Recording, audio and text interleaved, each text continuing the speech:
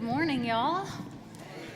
Beautiful song by Matt. Our fear has betrayed us. We are continuing our series this morning talking about blind spots. Y'all, I feel this might be one of our most important series that I've been a part of here at Grace Point.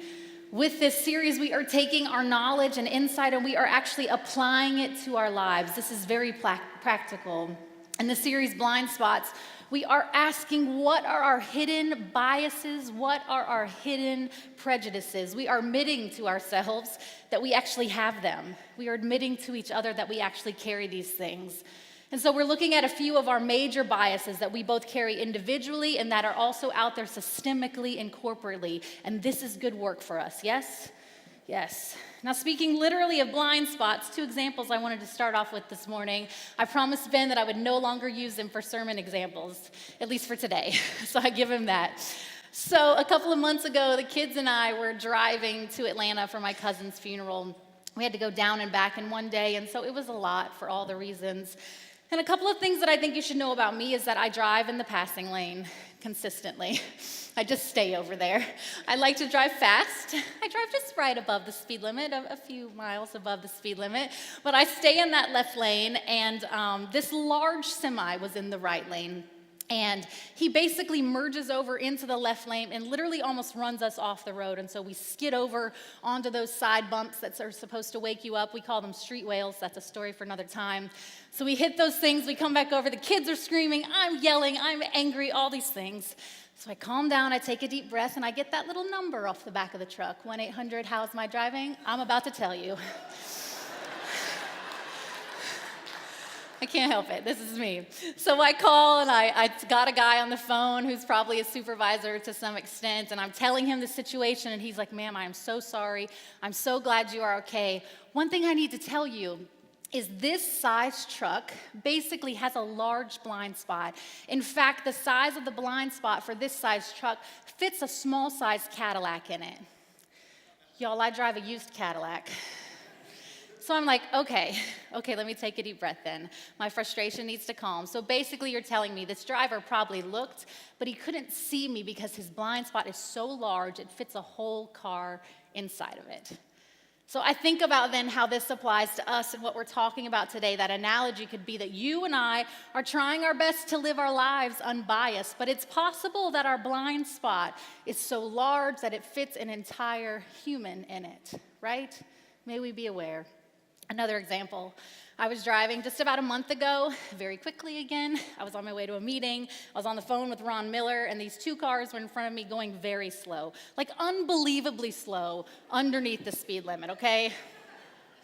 So we're merging. I live down south, and so I'm merging from 65, from 840, getting on to 65. And you know when you merge and the two lanes go into one and then they break back out into two? So as soon as that lane broke back into two, I got over into the left lane, and I felt something like a car, like a van, like a large, bright yellow van. I hit a large, bright yellow van.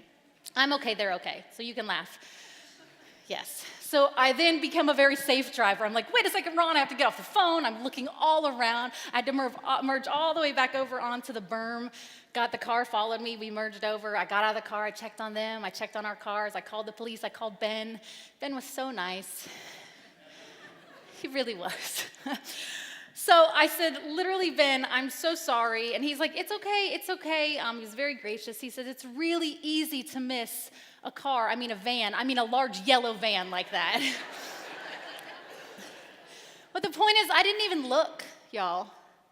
I didn't even look. I was so focused on what I was doing and where I was going that I didn't even look. Apply that to our lives. Think about both scenarios this morning when we're talking about biases. What are we trying to see and sometimes missing? What are we also sometimes not even paying attention to or willing to look at? So today we're talking about xenophobia. So what is xenophobia? Lots of you have asked me. So dictionary, let's just look at the noun in itself. It's a noun. It's an unreasonable fear or hatred of foreigners or of strangers or of that which is foreign or strange to us.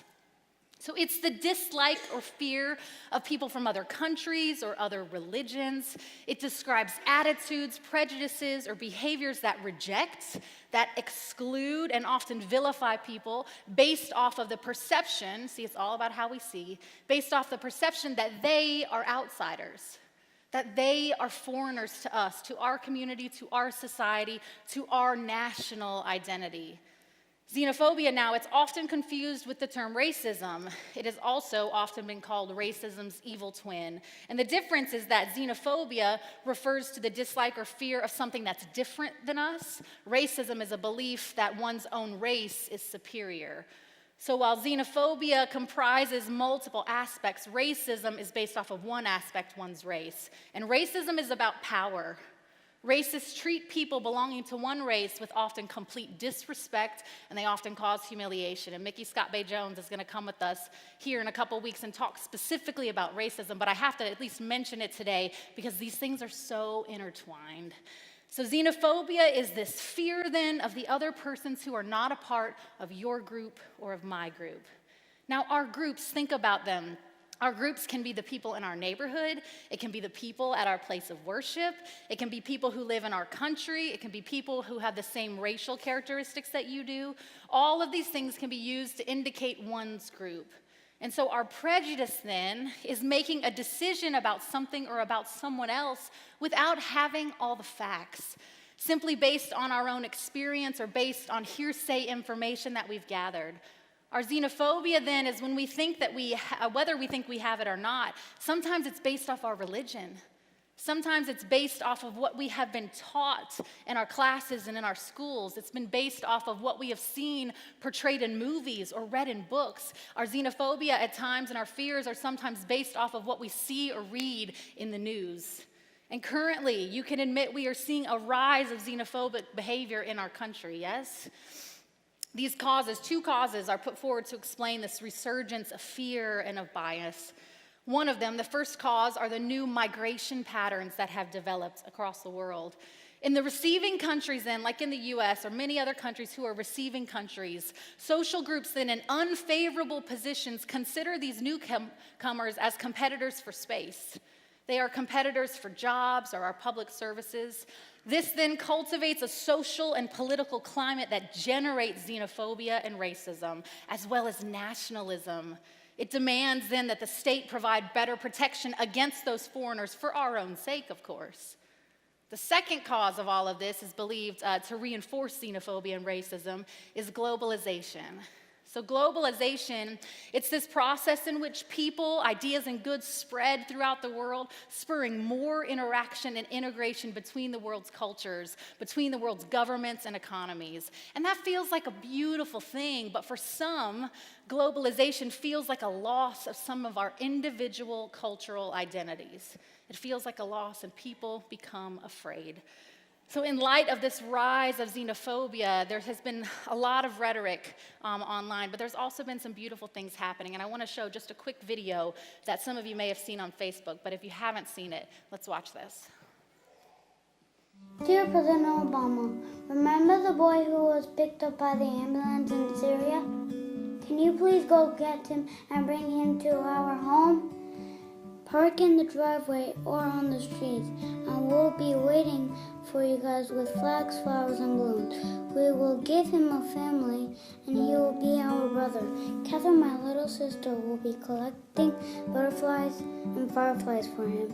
In my school, I have a friend from Syria, Omar, and I will introduce him to Omar, and we can all play together. We can invite him to birthday parties, and he will teach us another language. Since he won't bring toys and doesn't have toys, Catherine will share her big blue stripy white bunny, and I will share my bike, and I will teach him how to ride it. I will teach him addition and subtraction. Those are the words of a 6-year-old boy. He teaches us a lot.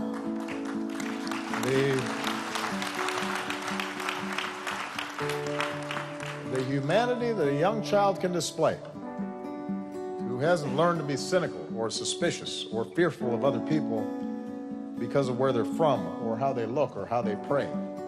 We can all learn from Alex. Alex, 6 years old. We can all learn from Alex, amen? Amen.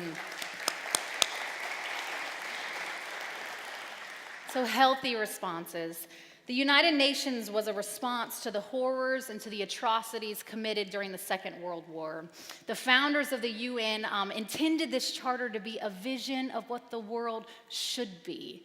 The organization was founded for us to practice tolerance and to do due diligence, to live together in peace with one another, and to be good neighbors.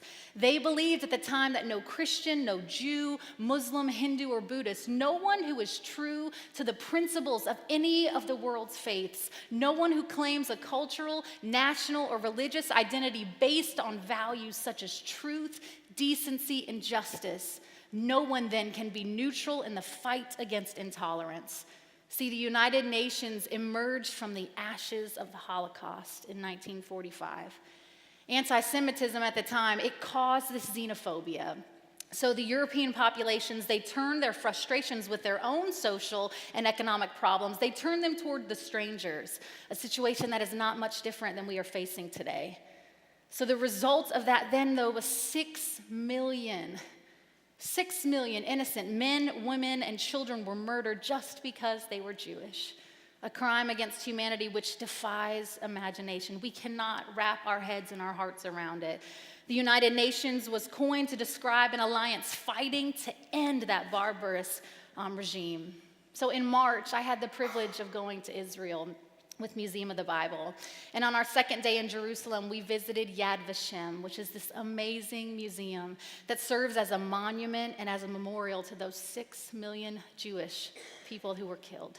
The very name of the museum testifies to the erasure of the names. Yad means memorial in Hebrew, and Vashem means name. And our guide explained to us that the Nazis tried to take away the names of the victims, and so we try to give them back their names and their identities as best they can. So throughout this museum, you literally see, you hear, and you read not broad stories. You read individual stories about individual people's lives. They take you through how they grew up, through the work that they do, finally, through the vitriol that they experienced, the years of hiding and being afraid. You literally walk into those trains and into those camps, and you finally walk into the gallows and the death chambers. You sit with the pain, and you feel deeply the sadness and the ache for these beloved human beings.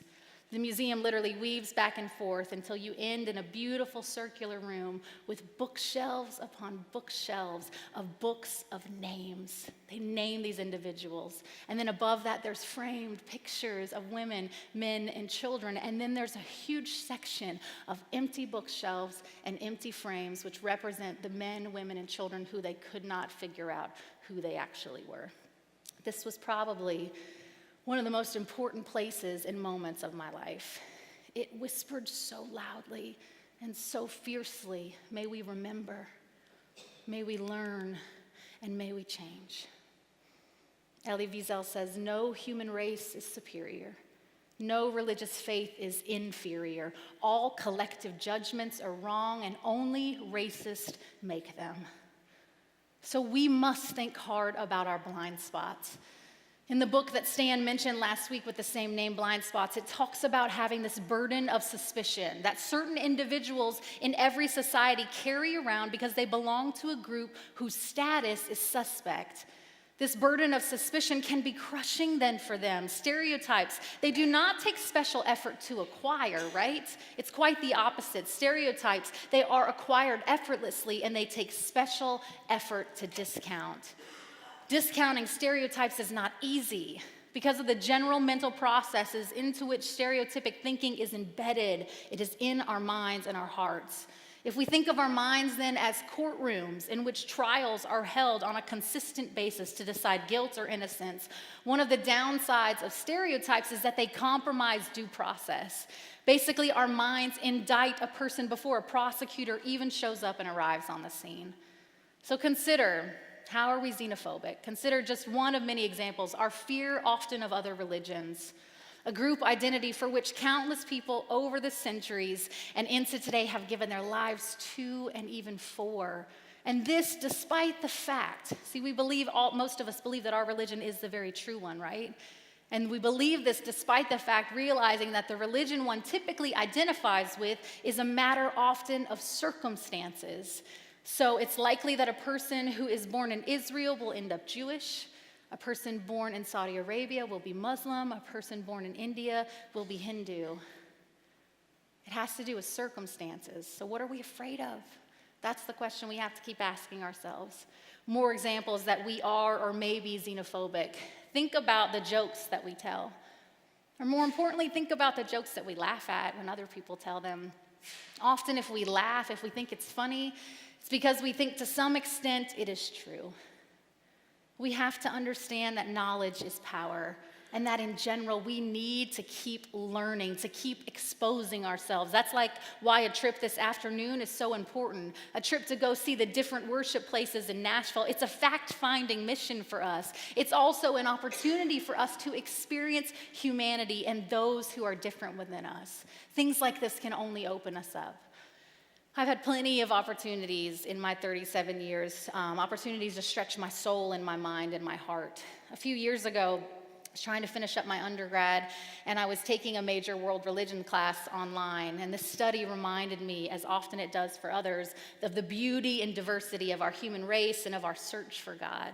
As a part of that class, you're instructed to go attend a service of a different religion. So I scheduled my visit for the mosque, the same mosque that we'll go to today. It was April 15th, 2013, and it was 1 p.m., and that will become very important for you in a minute. And I remember kneeling on the floor, and I'm trying to fold my scarf to put it around my head. And minutes earlier, I had entered into the main doors, which are the men's doors. Didn't realize that. And I walked right in. I bounded in, so happy. And I asked a man that worked there, "Can I put my shoes on the shelf?" And he shyly smiled and nodded. And so I placed my boots on the shelf, and I entered the room. And my contact immediately picked me out because I'm the only woman. I've got this long blonde hair at the time, and I'm just bouncing around with a smile, so happy to be there. And he comes up to me and greets me, and then he quickly leads me to the side, and he says, "You're welcome to sit in the back, or you can go to the women's room." And I complied, which y'all should know that's a big deal. I complied. I entered into the hallway, into the separate room where the women put all their shoes and where there's a door for the women to enter. And as I joined the women, though, I felt such a wave of peace. I was surrounded by women, and although their heads were covered, I could still see their gentle, inquisitive eyes and their kind smiles. Our attention was drawn to a TV screen where we can see the man, and he begins to speak, and the service begins. And at the same time, April 15th, 1 p.m., if you'll remember, across the country in Boston is on lockdown. A suspect of the Boston Marathon bombing was still on the loose. This man was a radical, and he also happened to be Muslim.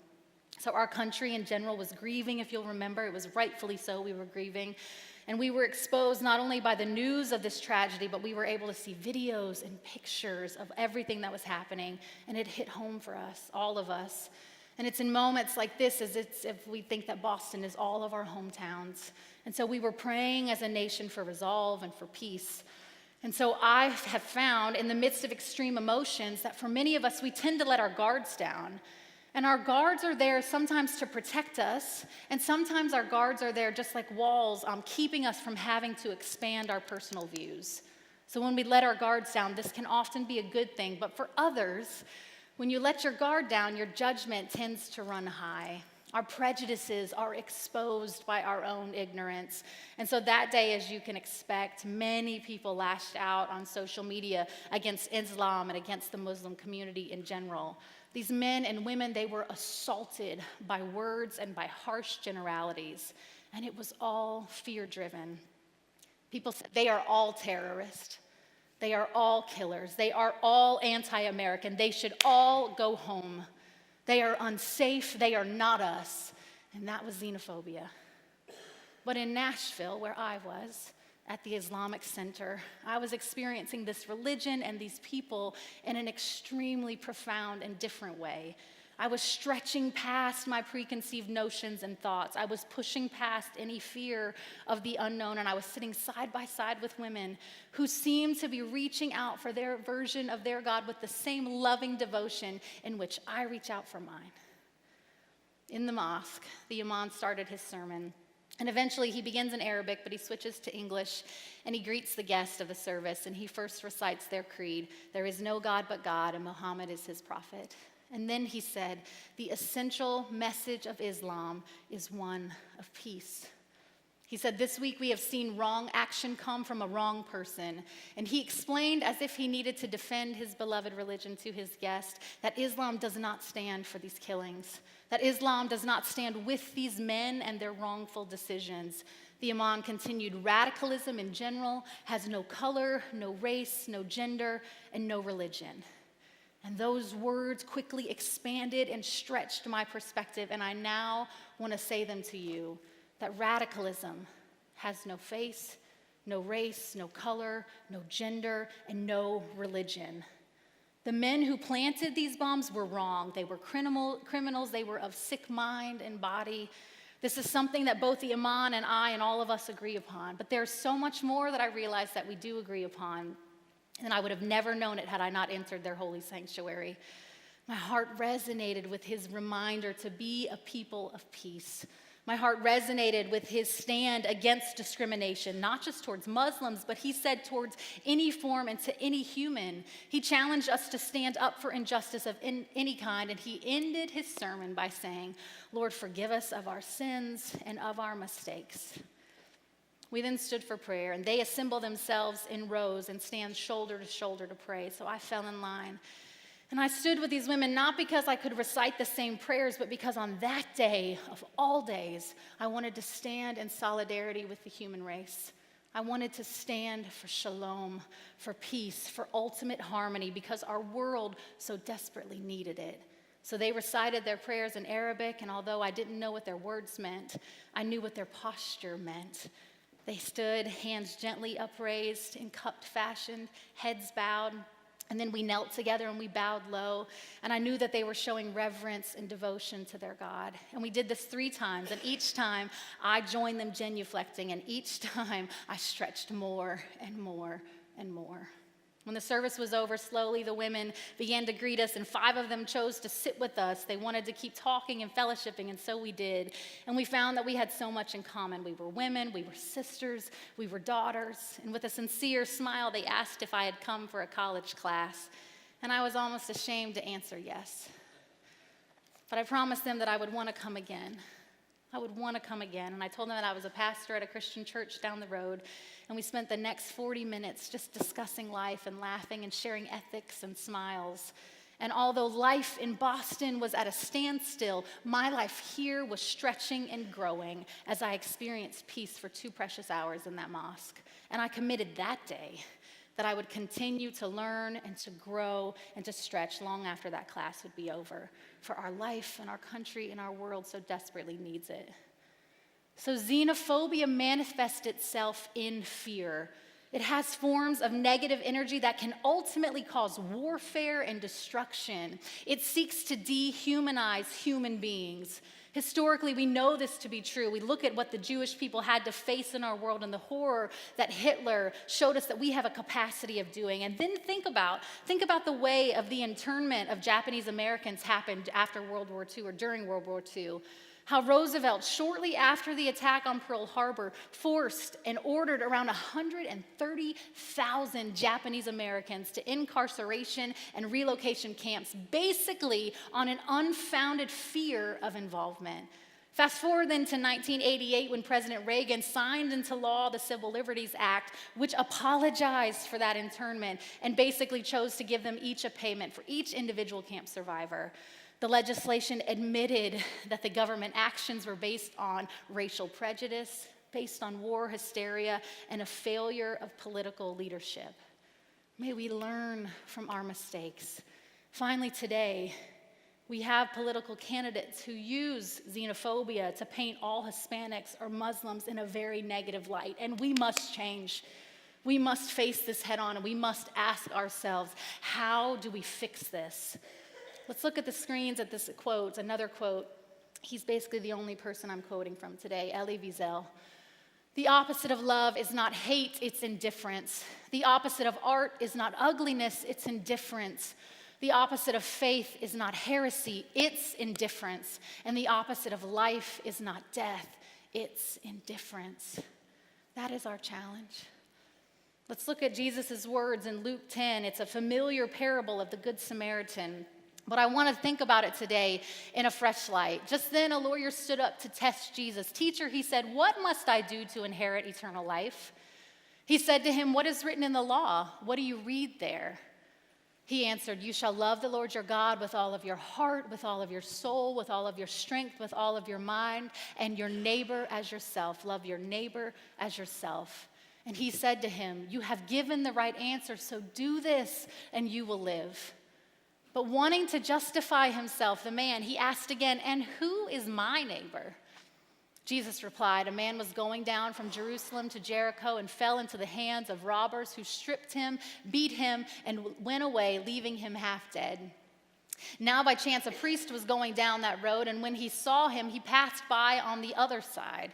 So likewise, a Levite, when he came to the place, saw him and passed by on the other side.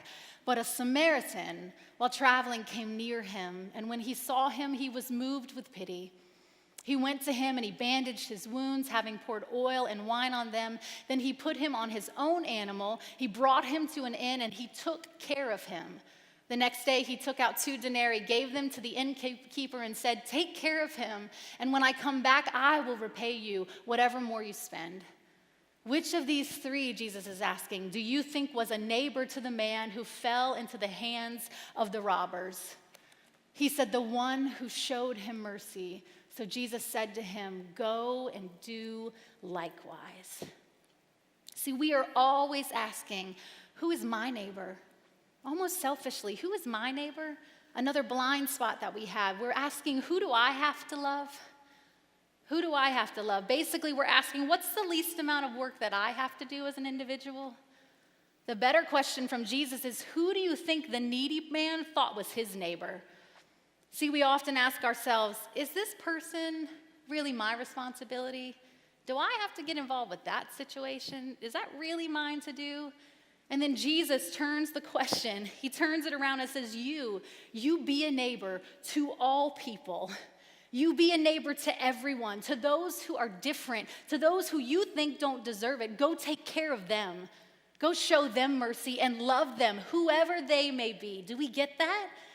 Do we understand that we aren't just inclusive because we gave LGBTQ full membership?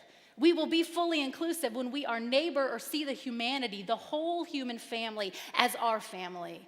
That all are truly beloved. Our beloved community should have and needs to have room for all others. That's our vision, and that is our hope and goal. For us to see the human family and realize that we can be united by love and by deed more than just by beliefs. If we are united by beliefs, that is uniformity. That's not unity. Unity can be done by agreeing on deeds and agreeing on love and to love. We have blind spots. Rabbi Brad Hirschfield says we are called to notice the person in front of us before the ideology inside of us. And then we are called to make choices to privilege that person. That's seeing clearly. We need more experiences with humanity, I think. We need to not just be about black words on white pages. We don't just need to be about doctrine. We need to get up off our books and off of our views and look people and humanity into the eyes. We need to get out of our comfort zones and reach out to others, not to change them, not to go help them, but to simply know them. Do we feel the difference? We don't need to go to these places this afternoon or when you go to serve others. Can you just go sometimes just to get to know people, not to go hand out food? Okay, there's a difference. Can we go to simply know them? We need more education. We can do easy things for some of us. Get on Netflix, watch some movies. There's some amazing movies that have come out about all of this. Watch The Kingdom, this action-based film that actually has some heart to it. Watch the Oscar-nominated film, winning film, The Crash. There's also a documentary that you can look up, and I'll put all this on the Facebook page, but it's called Waking Oak Creek. And it's how a community was rocked by hatred, how they woke up and they changed. Do you remember the movie Higher Learning? It's been a little bit back. I loved that movie, and I remember being so moved by that. The very last thing that you see before the credits roll is this quote that says, "Unlearn. Unlearn." May we unlearn intolerance. May we choose to not ignore or choose to ignore unnecessary fears. There is a need for us to unlearn stereotypes that have become so entrenched in our minds and that are all over our media. See, the fear of the other is so widespread and ferocious that we may be tempted to think that this is an immutable attribute of human life. But we are not hardwired for prejudice. Look at that boy from that video. We are not hardwired for this. We are taught to hate. We are manipulated by leaders who exploit our fear, our ignorance, or our feelings of weakness. We have a propensity then to favor our own groups, our own beliefs, and our own cultures at the expense, though, of the other. But we live in one world, and we need to understand and respect each other. We need to live peacefully together and live up to the best of our respective traditions. We must learn humanity, all the diversity and the multifaceted beauty that we have in this world. Another quote by Ellie. There is divine beauty in learning. To learn means to accept the postulate that life did not begin at my birth.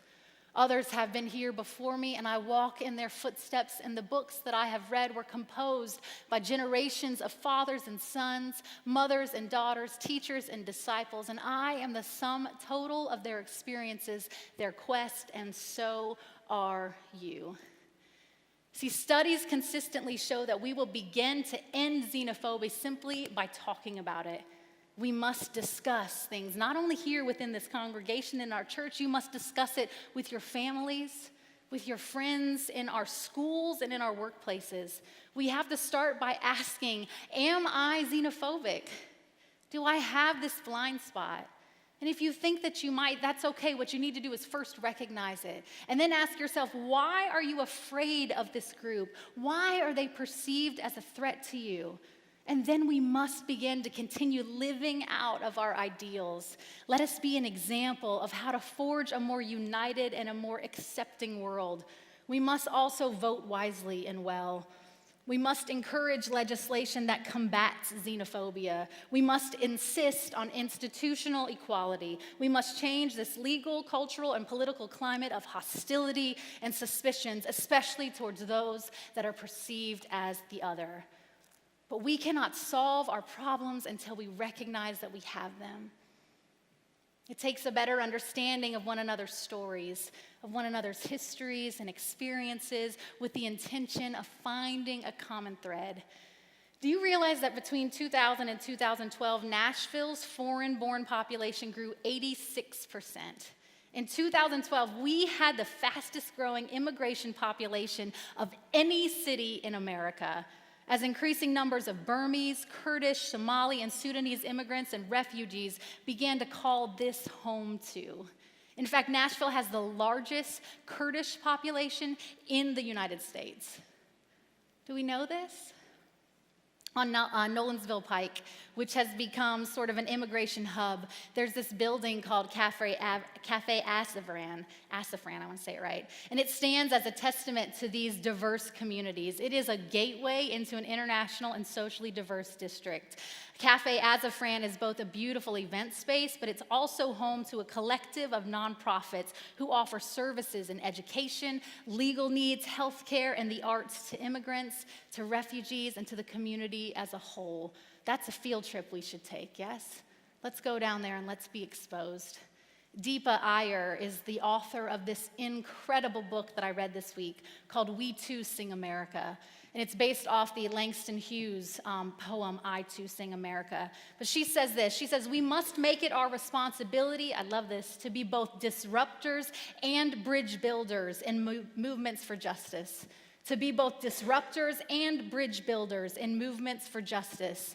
She says, in spite of the forces of racial anxiety, Islamophobia, Xenophobia, South Asian, Arab, Muslim, and Sikh communities in the U.S. have developed tremendous resilience to withstand, resist, and overcome. She says, our resolve to move America towards a different course, an alternative direction, it remains intact. So the activists and organizers featured in this book, they offer us strength and inspiration to hold fast to this resolve and this commitment to shaping a multiracial and an equitable America, even in the face of hateful attacks, of vilification, and of turmoil. Their examples, they can move us all to act with conviction and with courage. Together, then, we can walk boldly towards a vision of a more inclusive and equitable future, one in which there are no more others, one in which we realize that there is a place for all of our beloved communities. So I want to ask the team to come back up. And as they do so, listen, we must stand for the goodness in all of humanity. You must believe that it's there. Oh, I ask you, do you believe that all are beloved? Because if you do, then let's stand for the goodness that's within our humanity. We must choose to make all humans feel welcome. That's inclusivity, and that is our goal. Samir Selmanovic, in one of my favorite books called It's Really All About God, he says, I have come to think as God's perceived absence in the world as a sign of God's faith in us. Listen to that. I've come to believe God's perceived absence in this world as a sign of God's faith in us. Yes, God believes in us, so we too should have faith in humanity. A friend of mine at dinner this week reminded me that some of us feel called to go actually break down walls, to boldly expose lots of light to very dark places. And we do that by our words, by our lives, and by our platforms. And others of us, though, have a different call. Others of us have a call to simply light one candle and to walk alongside someone, come up beside someone, to share some life together and to expose light in small ways. So there's both needed, though. We need to recognize no matter what our call is, if it's to do it in a bold and big way or to do it in a quiet and small way, that we all must choose to do this work together. One last quote. Maybe.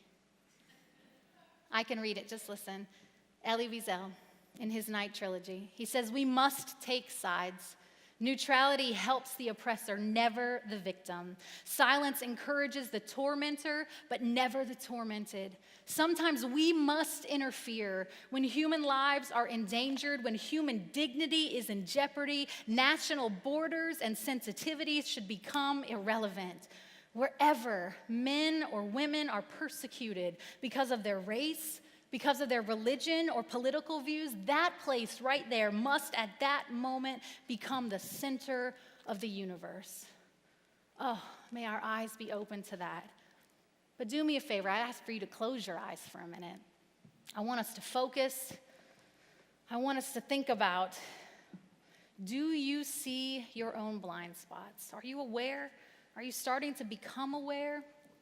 Because it takes some work. Do you want to change your world and your family? Answer that for me. Do you want to change your world and your family? Do you want to be a part of a world that sees injustice, that owns it, and when needed, apologizes for it? But as we see it, then we will in turn alter the course of our world. That is my yes, and that is my work. And I believe it's ours as a community. And what an opportunity we all have for fanning the flame of love and light. So ask yourself this morning, what do you want? Wanna have feet of stone. I don't wanna have feet of stone. I wanna follow this river of life where it will have me go. I don't wanna have feet of stone. I don't wanna have a dagger tongue. I don't wanna have a dagger tongue.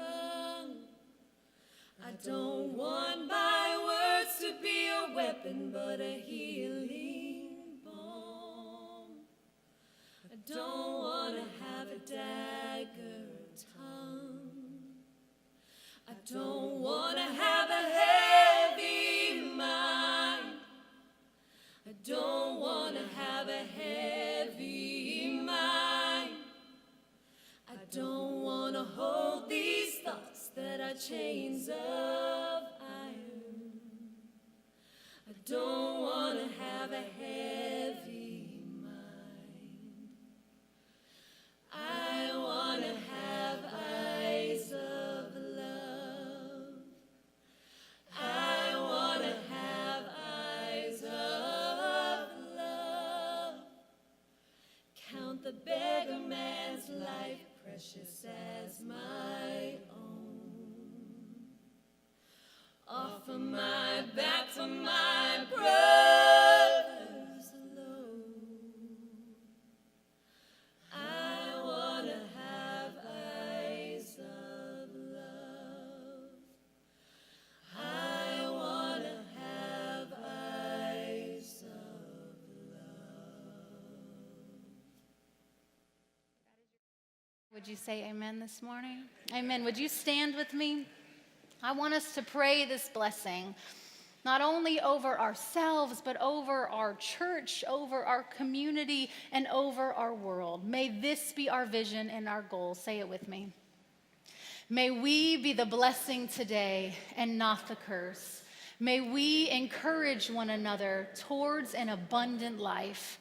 May we seek peace and reconciliation in our own hearts and with the hearts of those around us. May we live humbly. May we see our enemy first as brother, as sister, as mother, or as father. May we give all people, our family, our friends, our neighbors, our communities, and our leaders the benefit of the doubt. May we let love lead us. May we let generosity guide our actions. May we stand for what Christ stood for, or rather stand with those whom Christ stands with. May we get down off our fences and high posts and come down into the level ground, into the open space where all truly live. May we dwell in this fertile ground where our lives will eventually turn outward towards others. May we allow our focus to turn from me to them, to you, and finally to us. May we live united. May we seek shalom. May we be reminded of the image of God in all of our lives, and may we seek communion with all. May we be the blessing and not the curse. If that is your heart, say amen. Amen. I'm so honored that you are with us today. Join us for lunch. Not high schoolers, college and young adult. Head over to Wild Wing Cafe. Let's continue to do good work together. Join us for that tour this afternoon. Get involved on the Facebook page. Let's talk about all of this. God bless you guys. Have an amazing week.